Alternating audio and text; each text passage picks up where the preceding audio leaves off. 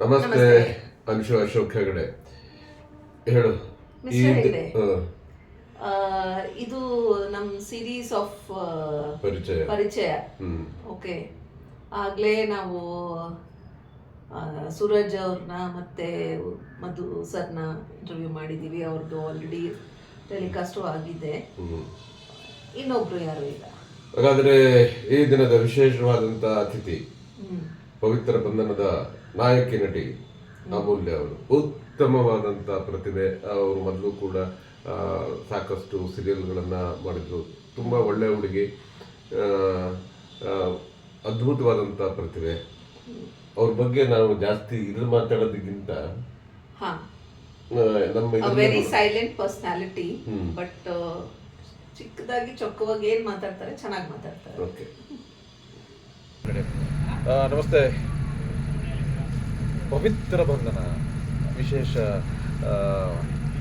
ಆ ಧಾರಾವಾಹಿ ವಿಶೇಷ ವ್ಯಕ್ತಿ ಮೇಡಮ್. ನೀವು ಪವಿತ್ರ ಬಂಧನದಲ್ಲಿ ಯಾವುದೋ ಒಂದು ಚಿಕ್ಕದೇ ಅಂತ ರೋಲ್ ಮಾಡ್ತಿದ್ದೀರಿ ಅಂತ ಏನು ಮೇಡಮ್? ಓ, ಅಂದರೆ ನೀವೇ ಹೀರೋಯಿನ್ ಪವಿತ್ರ ಬಂಧನ. ಹಾಗಾದರೆ ಒಂದು ಮೇಡಮ್ ಅವರೇ, ಅಮೂಲ್ಯ ಅಂತ ನಮಗೆ ಮಗು ಥರ. ಅಮೂಲ್ಯ, ಒಂದು ಒಂದು 3 ಮಾತಲ್ಲಿ ಪವಿತ್ರ ಬಂಧನದ ಬಗ್ಗೆ ತಮ್ಮ ಪಾತ್ರ ಎಲ್ಲರಿಗೂ ಗೊತ್ತಿರುತ್ತೆ. ಪವಿತ್ರ ಬಂಧನ ಅದು ಆ ಟೀಮು, ಇದು ಆ ಟೀಮ್ಗಳ ಬಗ್ಗೆ ಟೆಕ್ನಿಕಲ್ ಟೀಮ್ ಬಗ್ಗೆ 2 ಮಾತಲ್ಲಿ ಹೇಳೋದಾದ್ರೆ. ಪವಿತ್ರ ಬಂಧನ ಶುರುವಾಗಿ ತುಂಬ ದಿನಗಳಾಗಿಲ್ಲ. ನಾವು ಶೂಟ್ ಸ್ಟಾರ್ಟ್ ಮಾಡಿ ಆಲ್ಮೋಸ್ಟ್ 1.5-2 months ಆಯಿತು ಅಷ್ಟೇ. ಸೊ ಇಷ್ಟು ಬೇಗ ಎಲ್ಲರ ಜೊತೆ ಬಾಂಡಿಂಗ್ ಎಷ್ಟು ಚೆನ್ನಾಗಾಗಿದೆ ಅಂದರೆ, ದೊಡ್ಡ ಫ್ಯಾಮಿಲಿ ಅಲ್ವಾ, ಎಲ್ಲರ ಜೊತೆ ಬಾಂಡಿಂಗ್ ತುಂಬ ಚೆನ್ನಾಗಾಗಿದೆ. ಬರೀ ಆರ್ಟಿಸ್ಟ್ಗಳಷ್ಟೇ ಅಲ್ಲ, ನಾವು ಡೈರೆಕ್ಷನ್ ಡಿಪಾರ್ಟ್ಮೆಂಟ್ ಆಗಿರ್ಬೋದು ಅಥವಾ ಪ್ರೊಡಕ್ಷನ್ ಅವರಾಗಿರ್ಬೋದು, ಎಲ್ಲರ ಜೊತೆನೂ ಒಂಥರ ಫುಲ್ಲು ಫ್ಯಾಮಿಲಿ ಥರ ಆಗ್ಬಿಟ್ಟಿದ್ದೀವಿ. ಸೊ ಎಲ್ಲ ತುಂಬ ಚೆನ್ನಾಗಿ ನೋಡ್ಕೊಳ್ತಿದ್ದಾರೆ. ಫೆಸಿಲಿಟೀಸ್ ಆಗಿರ್ಬೋದು ಎಲ್ಲ ಪ್ರತಿಯೊಂದನ್ನು ವಿಚಾರಿಸ್ಕೊತಾರೆ. ಆಮೇಲಿಂದ ಆರ್ಟಿಸ್ಟ್ಗಳು ಅಷ್ಟು ನಾವೆಲ್ಲ ಅಂದರೆ, ನೀವು ಇಷ್ಟು ಫ್ರೆಂಡ್ಲಿಯಾಗಿ ಮಾತಾಡ್ತೀರಾ ಅಂತ ನೀವು ಟಿ ವಿನಲ್ಲೆಲ್ಲ ನಿಮ್ಮನ್ನ ನೋಡುವಾಗ ನೀವು ಇಷ್ಟು ಫ್ರೆಂಡ್ಲಿಯಾಗಿರ್ತೀರ ಅಂತ ನಾನು ಅನ್ಕೊಂಡಿದ್ದೀನಿ. ಫ್ರೆಂಡ್ಲಿಯಾಗಿಲ್ಲ, ನಾನು ಸೀರಿಯಸ್ಸು. ಸೊ ನೀವು ಆ್ಯಕ್ಚುಲಿ ಎಲ್ಲರ ಜೊತೆ ತುಂಬ ಚೆನ್ನಾಗಿ ಮಾತಾಡ್ಕೊಂಡು ಎಲ್ಲರನ್ನೂ ನಗಿಸ್ಕೊಂಡು ಎಲ್ಲ ಚೆನ್ನಾಗಿದ್ದೀರ.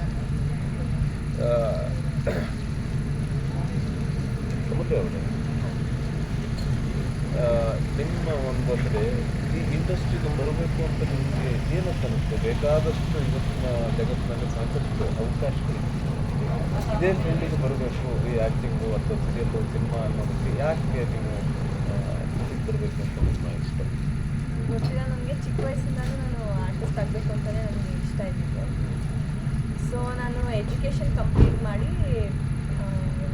ಏನು ಬಿ ಕಾಮ್ ಮಾಡಿಕೊಂಡು ಆಮೇಲಿಂದ ಒಂದು ಸಣ್ಣ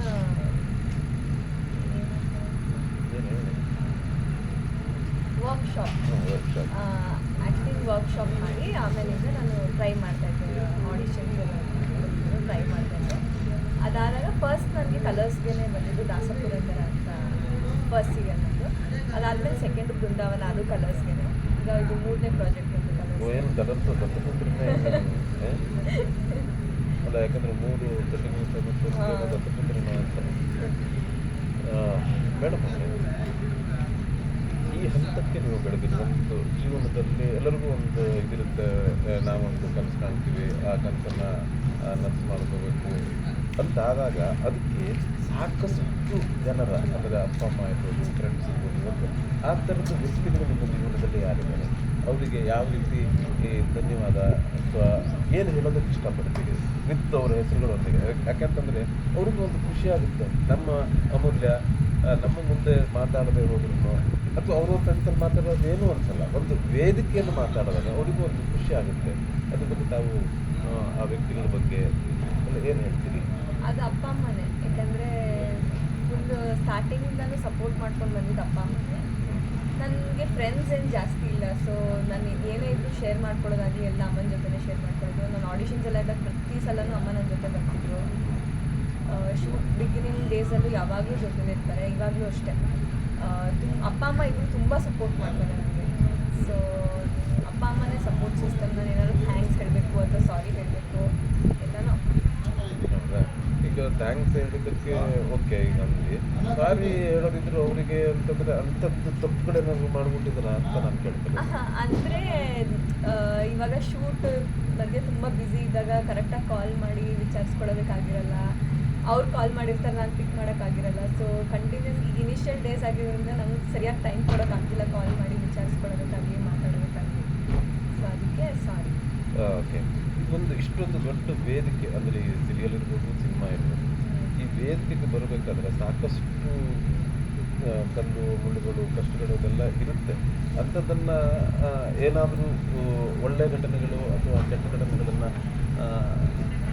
ಹೇಳ್ಕೊಳ್ಳೋದಕ್ಕೆ ತಾವು ಇಷ್ಟಪಡ್ತೀರಾ? ಕೆಟ್ಟದಂತ ಏನೂ ಆಗಿಲ್ಲ. ಅಂದರೆ ನಾನು ಈಗ ಇಂಡಸ್ಟ್ರಿಗೆ ಬರೋ 4 ವರ್ಷ ಆಗಿರೋದಷ್ಟೇ. ಸೊ ಎಲ್ಲ ಒಳ್ಳೆಯದೇ ಆಗ್ತಾ ಬಂದಿದೆ. ಇದುವರೆಗೆ ಮೊದಲನೇ ಪ್ರಾಜೆಕ್ಟೇ ಪುರಂದರದಾಸರವರ ಬಯೋಪಿಕ್ ನಾವು ಮಾಡಿದ್ವಿ. ಸೊ ಅದು ತುಂಬ ಖುಷಿ ಇದೆ ನನಗೆ. ಪುರಂದರದಾಸರ ಹೆಂಡತಿ ಕ್ಯಾರೆಕ್ಟರ್ ಮಾಡಿರೋದು ನನಗೆ ತುಂಬ ಒಂಥರ ಖುಷಿ ಅನಿಸುತ್ತೆ. ಅಂಥ ಪಾತ್ರಗಳು ಸಿಗೋದು ತುಂಬ ಕಷ್ಟ. ಅದು ಫಸ್ಟ್ ಪ್ರಾಜೆಕ್ಟೇ ಆ ಥರ ಪ್ರಾಜೆಕ್ಟ್ ಮಾಡಿದ್ದು ತುಂಬ ಖುಷಿ ಆಯಿತು. ಅದಾಗಿ ಇಮಿಡಿಯೇಟಾಗಿ ನನಗೆ ವಾಪಸ್ ಬೃಂದಾವನ ಸಿಕ್ಕಿದ್ದು. ಸೊ ಅದು ಡಿಫ್ರೆಂಟ್ ಕ್ಯಾರೆಕ್ಟರು. ಅದಾದಮೇಲಿಂದ ತೆಲುಗು ಮಾಡ್ತಾಯಿದ್ದೆ. ತೆಲುಗು ಮುಗಿದ್ಮೇಲೆ ವಾಪಸ್ ಕಲರ್ಸ್ಗೆ ಕನ್ನಡ ಪ್ರಾಜೆಕ್ಟು ಪವಿತ್ರ ಬಂಧನದಿಂದ ವಾಪಸ್ ಬಂದಿದ್ದು ಕಲರ್ಸ್ಗೆ. ಸೊ ಇದುವರೆಗೆಲ್ಲ ಚೆನ್ನಾಗೇ ಹೋಗಿದೆ ನನಗೆ. So I am very happy. Okay madam, ಏನು ಗೊತ್ತಾ, ನನಗೆ ಒಂದು ಈ ಪ್ರಶ್ನೆ ಕೇಳೋದ್ರಿಂದ ನನಗೆ ಅನಿಸ್ತಾ ಇರೋದೇನು ಅಂತಂದರೆ, ಸಾಕಷ್ಟು ಕಲಾವಿದರು ಏನಂತಾರೆ ಅಂತಂದರೆ ಹಳಬರು, ಅಯ್ಯೋ ನಾವು ಇರೋ ಕಾಲದಲ್ಲಿ ಹಾಗಿದ್ರು, ಇವತ್ತಿನ ಹುಡುಗರು ಹಿಂಗೆ ಇರಬೇಕಾಗಿತ್ತು, ಇದೇನೋ ಈ ಥರ ಆ ಥರ ಅಂತ ಹೇಳ್ತಾರೆ. ಹಾಗೆ ನಾನು ನಿಮಗೊಂದು ಪ್ರಶ್ನೆ ಕೇಳೋದು ಏನು ಅಂತಂದರೆ, ಇವತ್ತಿನ ಒಂದು ಜನ್ರೇಷನ್ ಏನಿದೆ ಆ ಒಂದು ಕಲಾವಿದೆಯಾಗಿ ಈ ಹಳೆ ಕಲಾವಿದರಿಗೆ ನಾವೇನು ಮಾತಾಡ್ತೀವಿ? ಅವ್ರು ಹಿಂಗೆ ಮಾತಾಡ್ತಾರೆ ಮೇಡಮ್, ಅಯ್ಯೋ ನಾವಿದ್ದಾಗ ಹಿಂಗಿರಲಿಲ್ಲ, ಇವತ್ತು ನೋಡ್ರಿ ಹಿಂಗೆ ಹಂಗೆ ಅಂತಾರೆ. ಈಗ ನೀವು ಇರೋದು ಈಗಿನ ಜನ್ರೇಷನ್, ಆಗಿನ ಜನ್ರೇಷನ್ ಬಗ್ಗೆ ಯಾವ ರೀತಿ ಮಾತಾಡೋದಕ್ಕೆ ಇಷ್ಟ? ನಾನು ಅವ್ರು ಹೇಳೋದೆಲ್ಲ ಕೇಳಿದಾಗ ನನಗೆ ಅನಿಸಿದೆ ಅಂತಂದರೆ, ಅವಾಗ ಆರ್ಟಿಸ್ಟ್ ಅಂತಂದು ಅಂದರೆ ಒಂದು ಮೇಕಿಂಗ್ ಸಿನಿಮಾ ಆಗಿರ್ಬೋದು, ಸೀರಿಯಲ್ ಆಗಿರ್ಬೋದು, ಅದಕ್ಕಿನ್ನೂ ಜಾಸ್ತಿ ಒಂಥರ ಇನ್ನೂ ಖುಷಿಯಿಂದ ಅಥವಾ ಇನ್ನೂ ಜಾಸ್ತಿ ಹಾರ್ಡ್ ವರ್ಕಿಂಗ್ ಆಗಿ ಎಲ್ಲರೂ ಕೆಲಸ ಮಾಡ್ತಿದ್ರು. ಆಮೇಲೆ ಒಂದು ಫ್ಯಾಮಿಲಿ ಅಂತ ಅಂದ್ಕೊಂಡು ಕೆಲಸ ಮಾಡ್ತಿದ್ರು. ಬಟ್ ಈಗ ನಾನು ನೋಡಿರೋ ಪ್ರಕಾರ ಹೆಂಗೆ ಅನ್ಸುತ್ತೆ ಅಂತಂದರೆ ಬರಬೇಕು, ಕೆಲಸ ಮಾಡಬೇಕು, ಹೋಗಬೇಕು ಅನ್ನೋ ಥರ ಆಗಿದೆ. ಒಂದು ಫ್ಯಾಮಿಲಿ ಥರ ಫೀಲ್ ಆಗೋ ಥರ ಅಂದರೆ ಸೆಟ್ಗಳು ತುಂಬ ಕಮ್ಮಿ ಆಗಿದೆ ಅಂತ ನನಗೆ ಅನಿಸುತ್ತೆ. ಯಾಕಂದರೆ ಅವ್ರು ಹೇಳೋದೆಲ್ಲ ಕೇಳಿದ್ರೆ ಎಲ್ಲರೂ ಫ್ಯಾಮಿಲಿ ಥರನೇ ಇದ್ವಿ, ಒಬ್ರನ್ನೊಬ್ರು ಜಡ್ಜ್ ಮಾಡೋದಾಗಲಿ ಅಥವಾ ತಪ್ಪು ಮಾಡಿದ್ರೆ ಜೊತೇಲಿ ತಿರ್ತಾ ಇದ್ವಿ, ಈ ಥರ ಎಲ್ಲ ಹೇಳ್ತಾರೆ.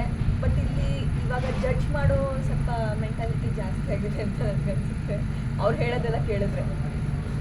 ಅಲ್ಲ, ನಿಮಗೆ ಆ ಥರ ಇದು ಹಳಬ್ರು ಇದರಿಂದ ನೀವು ಏನು ಕಲಿಯೋಕ್ಕೆ ಇಷ್ಟಪಡ್ತೀರಿ? ಆಗಿನ ಹೇಳಿ. ಅಂದರೆ ಅವರಿಂದ ನಾನು ಅಂದರೆ ಅಷ್ಟೆಲ್ಲ ಪ್ರಾಜೆಕ್ಟ್ ಮಾಡ್ಕೊಂಡು ಬಂದಿದ್ರು ಹೊಸಬ್ರ ಜೊತೆ ಅವರು ಫಸ್ಟ್ ಇಂಪ್ರೆಷನ್ ಅವರೇನೆ ಫಸ್ಟ್ ಮೀಟಲ್ಲೇ ಫುಲ್ ಫ್ರೆಂಡ್ಲಿ ಆಗಿ ಆರಾಮಾಗಿ ಮಾತಾಡಿಸ್ಕೊಂಡು ಎಲ್ಲರನ್ನೂ ಫ್ಯಾಮಿಲಿ ಥರ ನೋಡ್ತಾ. ಅಂದರೆ ನಾನು ಹೊಸಬ್ರು ಅಂತ ನನಗೆ ಯಾರೂ ಫೀಲ್ ಮಾಡಿಸ್ಲಿಲ್ಲ ಇದುವರೆಗೆ. ಈ ಸೆಟ್ಟಲ್ಲಿ ಆಗಿರ್ಬೋದು ಅಥವಾ ನನ್ನ ಪ್ರೀವಿಯಸ್ ಪ್ರಾಜೆಕ್ಟಲ್ಲಿ ಆಗಿರ್ಬೋದು, ಹಳೆ ಆರ್ಟಿಸ್ಟ್ಗಳು ದೊಡ್ಡ ಆರ್ಟಿಸ್ಟ್ಗಳು ಯಾರು ನಾನು ಹೊಸಬ್ಳು ಅಂತ ನನ್ನ ಫೀಲ್ ಮಾಡಿಸ್ಲೇ ಇಲ್ಲ. ಫಸ್ಟ್ ಮೀಟಲ್ಲೇ ಚೆನ್ನಾಗಿ ಮಾತಾಡಿಸ್ತಿದ್ರು. ಬಟ್ ಈಗಿನ ಹೊಸ ಆರ್ಟಿಸ್ಟ್ಗಳಿಗೆ ನನಗೆ ಅಂದರೆ ನನಗೆ ಆ ಡಿಸ್ಟೆನ್ಸ್ ಅದು ಫೀಲ್ ಆಗುತ್ತೆ.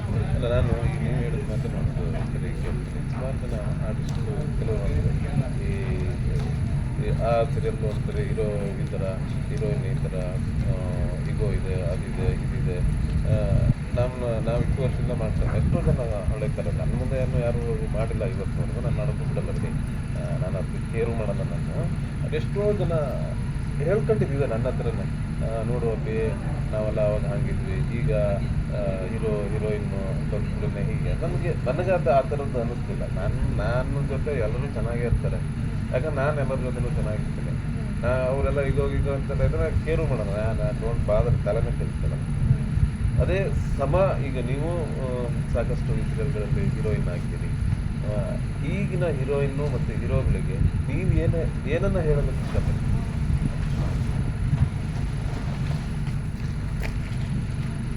ಅಲ್ಲ, ಏನು ಹೇಳೋದಕ್ಕೆ ಇಷ್ಟಪಡ್ತೀರಿ? ಈಗ ನಾನೇ ಹೇಳ್ತೀನಿ, ಈಗ ಎಷ್ಟೋ ಜನ ಸಹ ಕಲಾವಿದರು ಹೇಳ್ತಾರಲ್ಲ, ಹಳೆ ಕಲಾವಿದರು ಹೇಳ್ತಾರೆ, ಕೆಲವೊಬ್ಬರಂತೂ ತುಂಬ ಏನಪ್ಪ ಒಂಥರ ಆ್ಯಟಿಟ್ಯೂಡ್ ತೋರಿಸ್ತಾರೆ, ಇದು ತೋರಿಸ್ತಾರೆ, ನಾವು ಹಳಬರು ಅನ್ನೋದನ್ನು ಒಂಥರ ನೋಡಲ್ಲ. ತುಂಬ ಜನ ಉಂಟು, ನನ್ನ ಹತ್ರನೇ ಹೇಳಿದ್ದಾರೆ. ತಿಳಿತಾ, ಅದು ನನಗೆ ಯಾವತ್ತೂ ಆ ಥರದ್ದು ಬಂದೇ ಇಲ್ಲ. ನಾನು ಅದಕ್ಕೆಲ್ಲ ತಲೆನೇ ಕೆಡಿಸ್ಕೊಳ್ಳಲ್ಲ ಬಿಡಿ. ಆದರೆ ಏನಾಗುತ್ತೆ, ಎಲ್ಲರೂ ನನ್ನ ಥರ ಇರಲ್ಲ. ನಾನು ಸ್ವಲ್ಪ ದಾಟಿಸಿ ನಮ್ಮ ಮಗ, ನಾನು ಎಲ್ಲರೂ ಆ ಥರ ಇರಲ್ಲ. ಎಷ್ಟೋ ಜನಕ್ಕೆ ನೋವಾಗುತ್ತೆ ಆಗಿದೆ. ಅದ್ರ ಬಗ್ಗೆ ತಾವೇನೋ ಹೇಳಕ್ ಬರ್ತೀರಿ? ನಿಮ್ಮ ಸಮಕಾಲೀನ ನಟರು ಅಂದರೆ ಹೀರೋಯಿನ್ಗಳಿಗೆ ಏನು ಹೇಳೋದಕ್ಕೆ ಇಷ್ಟಪಡ್ತೀರಿ? ಅದನ್ನು ಮತ್ತೊಮ್ಮೆ ನಾನು ಕೇಳ್ತಾ ಇದ್ದೀನಿ.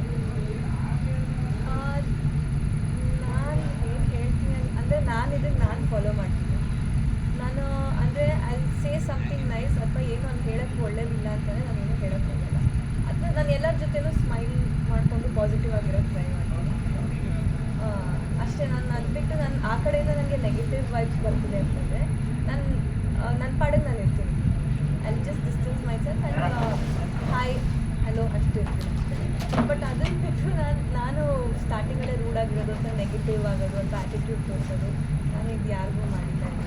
ಯಾಕೆಂತಂದರೆ ನಾನು ಸಾಕಷ್ಟು ನೋಡಿದೆ. ನನಗೂ 30 ವರ್ಷ ಮೇಲೇ ಇಲ್ಲಿ ನಾನು ಬದುಕನ್ನು ಕಟ್ಕೊಂಡು, ಯಾವ ಸ್ಥಾನಮಾನಗಳು ಕೂಡ ಶಾಶ್ವತ ಅಲ್ಲ. ಸಿಗೋದಲ್ಲಿ ಇರೋದವನು ಕೊನೆ ತನಕ ಹೀರೋ ಆಗಿರ್ತಾನೆ ಅಂತ ಹೇಳಕ್ ಬರಲ್ಲ. ಆಮೇಲೆ ಏನು ಗೊತ್ತಾ, ಜೀವನ ಅನ್ನೋದು ಇಷ್ಟೇ ಇರುತ್ತೆ. ನಾವು ನಮ್ಮ ಟೈಮು ಅಂತಂದಾಗ ಮೆರೆದು ಇದು ಮಾಡಿ ಅದ್ರ ಯಾವುದ್ರಲ್ಲಿ ಮಾಡಬೇಕು ಅದನ್ನು ಮಾಡಬೇಕು. ಈಗ ಸಹ ಕಲಾವಿದರು ಇದ್ರೇ ಒಬ್ಬ ಹೀರೋಗಾಗಲಿ ಹೀರೋಯಿನ್ಗಾಗಲಿ ಬೆಲೆ ಬರೋದು. ಅವರು ಒಬ್ಬರೇ ಆಗ್ಮಾತ್ರ ಮುಟ್ಟು ಹೀರೋನೂ ಆಗಲ್ಲ, ಹೀರೋಯಿನ್ನೂ ಆಗಲ್ಲ. ಹಂಗಾಗಿ ಯಾವುದೂ ಶಾಶ್ವತ ಅಲ್ಲ, ಜೀವನೇ ಶಾಶ್ವತ ಅಲ್ಲ, ಜೀವನೂ ಶಾಶ್ವತ ಅಲ್ಲ ಅಂತಂದಾಗ ಯಾಕೆ ಇರೋ 4 ದಿನಗಳಲ್ಲಿ ಆ 4-6 ದಿನಗಳ ಪ್ರೀತಿ ಗಳಿಸೋದ್ರಲ್ಲಿ ಖುಷಿ ಇರುತ್ತೆ ಅಂತ ನನ್ನ ವೈಯಕ್ತಿಕವಾದಂಥ ಅಭಿಪ್ರಾಯ. ಇದನ್ನು ನಾನು ತುಂಬ ಕಡೆಗೆ ನಮ್ಮ ಕಲಾವಿದರಲ್ಲಿ ಕೇಳಿದ್ದೀನಿ, ಮಾತಾಡಿದ್ರೆ ನೋಡುವಲ್ಲಿ ನಾವೆಲ್ಲ ಎಷ್ಟು ಕಷ್ಟಪಡ್ತೀವಿ, ಹಿಂಗೆ ಮಾಡ್ತಾರೆ ಅಂತ. ನೀವು ಅದನ್ನು ನೆಗ್ಲೆಕ್ಟ್ ಮಾಡಿ ಅಂತ ಹೇಳ್ತೀವಿ. ಯಾಕೆಂದರೆ ಇವತ್ತು ಅವ್ರುಗಳು ಮಾತನಾಡಿಯುತ್ತೆ, ನಮಗದು ಮಾತನಾಡಿಯಲ್ಲ. ಇದೆಲ್ಲ ಕೆಲವೊಂದೆಲ್ಲ ಪ್ರತಿಯೊಂದು ಇದ್ದೇ ಈ ಸಹಜವಂತ ಒಂದು ಕುಟುಂಬದಲ್ಲಿ ಇದ್ದೇ ಇರಲಿದೆ. ಅದನ್ನೆಲ್ಲ ಮೀರಿ ಬೆಳೆಯೋದಿದೆಲ್ಲ ಅಲ್ಲಿ ಏನಿದ್ದಾರೆ ಕನ್ನಡಿಗರು, ಅವ್ರಿಗೆ ನಾವು ಮನ್ನಣೆ ಕೊಡ್ತೀವಿ, ಅದು ಮಾತ್ರ ಶಾಶ್ವತ ಆಗುತ್ತೆ. ಹೀರೋಯಿನ್ ಅನ್ನೋ ಪದ ಅದು ಶಾಶ್ವತ ಅಲ್ವೇ ಅಲ್ಲ. ಆಮೇಲೆ ಇನ್ನೊಂದು, ನಾವು ಒಬ್ಬ ಕಲಾವಿದನಾಗಿ ನೆನಪಿಟ್ಕೊಳ್ಳುವಂಥದ್ದು ಏನು ಅಂತಂದು ಹೊರಗಡೆ ನಮ್ಮಲ್ಲಿ ತುಂಬ ಪ್ರತಿಭೆಗಳಿವೆ. ನಾವು ಏನೇನು ಅಲ್ಲ, ಅವ್ರಿಗೆ ಅವಕಾಶ ಸಿಕ್ಕಿಲ್ಲ ಅಷ್ಟೇ, ನಮಗೆ ಅವಕಾಶ ಸಿಕ್ಕಿದೆ. ಅವಕಾಶ ಸಿಕ್ಕಾಗ ಅದನ್ನು ಸರಿಯಾಗಿ ಉಪಯೋಗಿಸ್ಕೋಬೇಕು ಅನ್ನೋದು ನನ್ನ ಭಾವನೆ. ಮೇಡಮ್, ನಮ್ಮ ಭಾವನೆ ಏನು ಹೇಳಿ? ನನಗೂ ಸೇಮ್ ಹಾಗೆ. ಅಂದರೆ ಇವಾಗ ಆಪರ್ಚುನಿಟಿ ಇವಾಗ ನಾವು ನೋಡ್ಕೊಂಡು ಇವಾಗ ನನ್ನ ಪಾತ್ರಕ್ಕೆ ಎಷ್ಟು ಜನ ಆಡಿಷನ್ ಮಾಡಿ ಕೊನೆಗೆ ನಾನು ಅಂತ ಡಿಸೈಡ್ ಆದಾಗ ನನಗೆಲ್ಲೋ ಖುಷಿ ಆಗುತ್ತೆ. ಯಾಕಂದರೆ ಅಷ್ಟು ಜನರಿಗೆ ಸಿಗಬೇಕಾಗಿದ್ದು ಇವಾಗ ನನಗೆ ಸಿಕ್ಕಿದೆ ಅಂತಂದರೆ ನಾನು ಯಾವಾಗಲೂ ಅಷ್ಟೇ, ನಾನು ಯಾವ ಪ್ರಾಜೆಕ್ಟ್ ಸಿಕ್ಕಿದ್ರು ನಾನು ಅದನ್ನ ಪ್ರಾಮಾಣಿಕವಾಗಿ ಮಾಡ್ತೀನಿ. ಯಾಕಂದರೆ ಎಷ್ಟೋ ಜನರನ್ನು ಆಡಿಷನ್ ಮಾಡಿ ಕೊನೆಗೆ ಎಷ್ಟೋ ಜನರಿಗೆ ಸಿಗಬೇಕಾಗಿರೋದು ಕೊನೆಗೆ ನನಗೆ ಸಿಕ್ಕಿದೆ ಅಂತಂದರೆ I feel really lucky about that. ನಾನು ನನ್ನ ಕೆಲಸನ ಯಾವಾಗಲೂ ಪ್ರಾಮಾಣಿಕವಾಗಿ ಮಾಡ್ತೀನಿ. ಮೇಡಮ್, ಏನು ಇನ್ನೊಂದು ಕೇಳೋಣ ಅಂತ, ನಮಗೆ ಒಂದು ಜೀವನದಲ್ಲಿ ಹೆಣ್ಣಿಗಾಗಲಿ ಗಂಡಿಗಾಗಲಿ ಅಥವಾ ಮದುವೆ ಹಿಂಗೆಲ್ಲ ಹೇಳ್ತಾರೆ. ನಿಮ್ಮ ಒಂದು ಕನಸಿನ ಹುಡುಗ ಹೇಗಿರಬೇಕು ಅಂತ ನಿಮ್ಮ ಆಸೆ ಏನು, ಹೇಗೆ ಅಂತ? ತುಂಬ ಸ್ವೀಟಾಗಿರಬೇಕು, ಆಮೇಲೆ ನನಗೆ ತುಂಬ ಕೇರ್ ಮಾಡಬೇಕು ನನಗೆ, ಆಮೇಲೆ ತುಂಬ ಪ್ರೀತಿ ತೋರಿಸ್ಬೇಕು ಅಷ್ಟೇ. ಅಂಥವ್ರು ಯಾರಾದರೂ ಮನಸ್ಸಿನಲ್ಲಿದ್ದಾರಾ? ಸಿಕ್ಕಿದಾರ ಯಾರಾದರೂ? ಇದ್ದಾರೆ, ಸಿಕ್ಕಿದ್ದಾರೆ. ಹೌದಾ? ಈಗ ಮೇಡಮ್, ಈ ವ್ಯಾಲೆಂಟೈನ್ಸ್ ಡೇ ಇದು ಪ್ರೇಮಿಗಳ ದಿನ ಅಂತ ಹೇಳ್ತೇನೆ. ಈ ಜನ್ರೇಷನ್ನ ನೀವು ಈ ಪ್ರೇಮಿಗಳ ದಿನಕ್ಕೆ ಏನು ವಿಷಯವನ್ನು ಅಥವಾ ಏನು ಹೇಳೋದಕ್ಕೆ ಇಷ್ಟಪಡ್ತೀವಿ? ವ್ಯಾಲೆಂಟೈನ್ಸ್ ಡೇ ಇದು ತುಂಬ ಸ್ಪೆಷಲ್ ಡೇ ಎಲ್ಲರಿಗೂ, ಸ್ಪೆಷಲಿ ಯಾರು ರಿಲೇಷನ್ಶಿಪ್ಪಲ್ಲಿದ್ದಾರೆ, ಮದುವೆ ಆಗಿದ್ದಾರೆ. ಸೊ ಇವ್ರಿಗೆಲ್ಲ ತುಂಬ ಸ್ಪೆಷಲ್ ಡೇ ಅದು. ದಿನ ಪ್ರೀತಿ ಇದ್ದೇ ಇರುತ್ತೆ, ಬಟ್ ಅವತ್ತಿನ ದಿನ ಇನ್ನೂ ಸ್ಪೆಷಲಾಗಿ ಎಕ್ಸ್ಟ್ರಾ ಪ್ರೀತಿ ಕೇರ್ ಎಲ್ಲ ತೋರಿಸೋವಂಥ ದಿನ. ಆ್ಯಂಡ್ ಆಲ್ಸೋ ಗಿಫ್ಟ್ ಎಕ್ಸ್ಚೇಂಜ್ ಮಾಡ್ಕೊಳ್ಳೋ ದಿನ. ಸೊ